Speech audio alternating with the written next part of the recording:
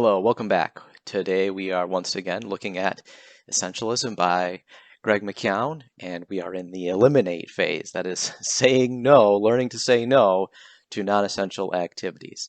And we're going to look at 4 different activities today, but we'll go through them fairly quickly.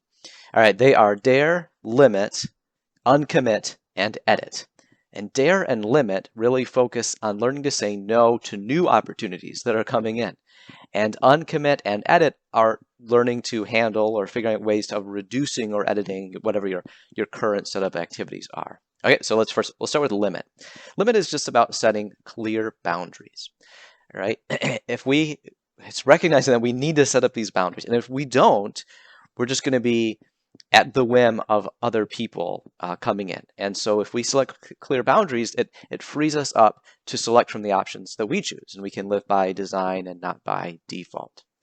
All right, so that's the first one. Second one then is dare. This is a daring to say no. And here McKeown gives a lot of different ways of how to say no with power and grace, helping us get over the social awkwardness of saying no. And one example of many is, let's say a supervisor comes to you and he says, hey, I need you to do this new thing. And you're already busy. And so one thing you can do is say, yes, I can do that. What would you like me to deprioritize? So it's not quite a no, it's a yes, but it's a yes, what would you like me to deprioritize? Which is sort of a soft no. And it helps the supervisor say, well, maybe I don't want them to deprioritize. There's nothing I want them to deprioritize. And so it forces them to come face to face with trade-offs.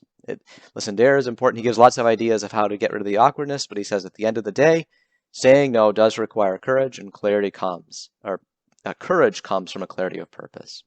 All right, then we're on to edit. This here, McKeown says we should become editors of our own lives. Editors understand that they can add through subtraction. Movie editors, they cut good material so that the true essence of the story actually comes into focus and is enjoyable for the audience. So a few things, right? One is to condense. Is it cut out good options that get in the way of the best? One is cut. Cutting out options that get in the way of the good are good, but get in the way of the best. In other words, condense. And that is just making certain activities more efficient. Figuring out ways to maybe put two things together, do 2 things at once, something like that, but condensing activities, efficiency. And then correct. This is mostly about course correction. This is seeing where you've gone off course and now getting back to your core purpose. And then finally, one thing an editor can do is actually edit less, which is fight the tendency to constantly step in and intervene. All right, the last one here is uncommit. And that is, how do we get rid of things that we're sort of stuck in, right?